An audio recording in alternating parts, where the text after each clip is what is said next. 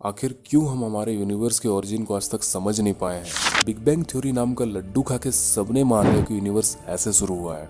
Video को last तक देखोगे तो फायदे में रहोगे, नहीं तो जिंदगी में बहुत कुछ मिस कर दोगे। गाइस, हमारी धरती है सोलर सिस्टम में। सोलर सिस्टम है गैलेक्सी में, करोड़ों गैलेक्सीज हैं, स्टार्स हैं, सुपर क्लस्टर्स हैं, ऑब्जर्वेबल यूनिवर्स है। और एक लिमिट पे आके इंसान को भी पता नहीं चल पाता, सोच रुक जाती है कि आखिर ये यूनिवर्स कैसे शुरू हुआ। फिर एक चीज आती है, भाई बिग बैंग है ना यार, क्या मजाक है यार। एक पॉइंट पे सब कुछ कंसंट्रेटेड था, फिर एक दिन फट गया, फैल गया, एक्सपैंड होता गया और हो रहा है। देखो, हम साइंस में एक चीज सीखते हैं और ये तो कॉमन सेंस है कि हर चीज कहीं ना कहीं कंटेंट है। फॉर एग्जाम्पल, पानी ग्लास के अंदर कंटेंट है, आपके भैंसा सर के अंदर कंटेंट है, खोपड़े के अंदर कंटेंट है ना। आप घर में कंटेंट हो, आपका घर सिटी में कंटेंट है, आपकी सिटी देश में कंटेंट है, देश दुनिया में, और दुनिया सोलर सिस्टम में, और सोलर सिस्टम गैलेक्सी में, फिर किसी सुपर क्लस्टर में, और जितने भी ऑब्जर्वेबल यूनिवर्स है जिसे हम जानते हैं, कहीं ना कहीं सब कुछ कंटेंट है। अब जाहिर सी बात है, जो बिग बैंग कभी हुआ था वो भी तो वो जो पॉइंट पे सब कुछ कंसंट्रेटेड था वो भी तो कहीं ना कहीं कंटेंट था ना। तो जब सब कुछ कंप्रेस्ड और कॉन्ट्रैक्ट होकर एक छोटा सा पार्टिकल बन गया था, तो वो पार्टिकल भी तो कहीं ना कहीं कंटेंट था। तो वो चीज क्या है और वो चीज किसके अंदर कंटेंट है, यूनिवर्स किसके अंदर कंटेंट है, और जिस चीज के अंदर कंटेंट है वो चीज कहाँ कंटेंट है। और ये ना दिमाग की वसड़ बनती। ये मेरा सवाल है और इसी में आपको सारे सवालों के जवाब भी मिल जाएंगे। अब सोचते रहो ये सब का जवाब, और 10-15 साल में आपको फिर भी समझ नहीं आएगा कि क्या हुआ और कैसे हुआ और यूनिवर्स का ओरिजिन क्या है। हाँ, एक लड्डू आपको कोई ना कोई जरूर खिला देगा, बिग बैंग जैसा, कि एक पॉइंट को ओरिजिन मान लिया और इससे पहले का हमें नहीं पता। भाई, ये पॉइंट ओरिजिन है और इससे पहले का हमें नहीं पता। अब यहाँ पे रिलीजियस रीजनिंग देने मत लग जाना। रिलीजियस अर्थ पे बने हैं, प्लूटो पे नहीं। तो सवाल यही घूमते रहता है कि आखिर हम क्यों नहीं समझ पा रहे हमारे ओरिजिन को, दी ओरिजिन ऑफ यूनिवर्स को।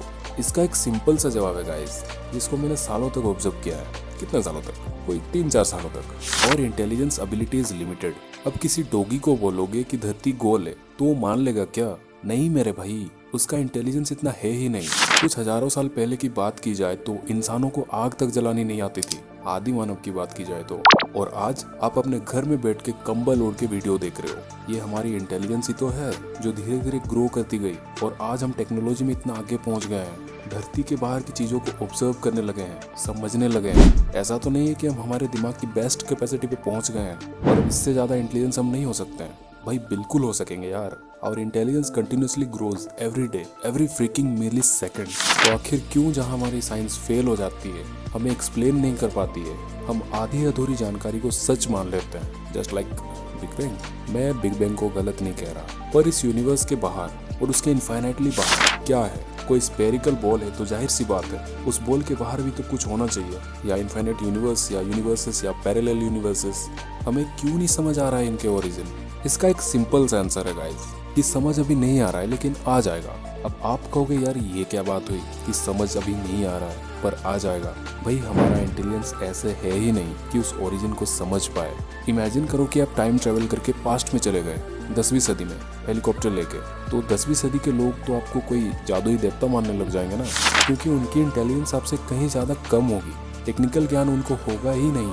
तो जाहिर सी बात है आने वाले समय में हमारे इंटेलिजेंस और ग्रो करेगी। जिस तरीके से हम गुफाओं में से निकल के आग जलाना सीखा और आज यहाँ पे बैठे हैं, ऐसे ही हमारी इंटेलिजेंस और आगे जाएगी, जनरेशन बाय जनरेशन। तो जाहिर सी बात है कि हमारी इंटेलिजेंस अभी उस लेवल तक पहुंच ही नहीं पाई है कि हम यूनिवर्स का ओरिजिन को पता लगा पाएं। तो यहाँ पर आता है मेरा इंटेलिजेंस हाइपोथेसिस, कि इंटेलिजेंस हमारी कंटिन्यूसली ग्रो कर रही है, लेकिन फिलहाल हम नहीं समझ सकते उस कॉन्सेप्ट को मेरे भाई। 50 साल पहले तक क्या था, हमें बहुत सारी चीजें समझ नहीं आती थी। छोटी छोटी बीमारियां ऐसी होती थी जिनका इलाज तक नहीं होता था, लेकिन उन्हीं चीजों का आज ऐसा इलाज है जो चुटकी बजा के ही आप ठीक हो जाते हो। तो यूनिवर्स का जो ओरिजिन है वो हमें पता चलेगा विथ टाइम, जब हमारा इवोल्यूशन होता जाएगा, दिमाग की इंटेलिजेंस ग्रो करने लगेगी। ग्रो करेगी तो हम आगे पहुंचेंगे फ्यूचर में।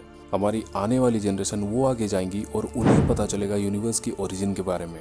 क्या हमारे पास ऐसे कोई शॉर्टकट तरीका है जिससे हम पहुंच पाए, यूनिवर्स का ओरिजिन पता लगा पाए, समझ पाए एक्चुअली वो क्या चीज है? जो फिजिक्स हम समझ पाते हैं वो तो यार बहुत बेसिक सी है। क्वांटम फिजिक्स के बारे में सुना है?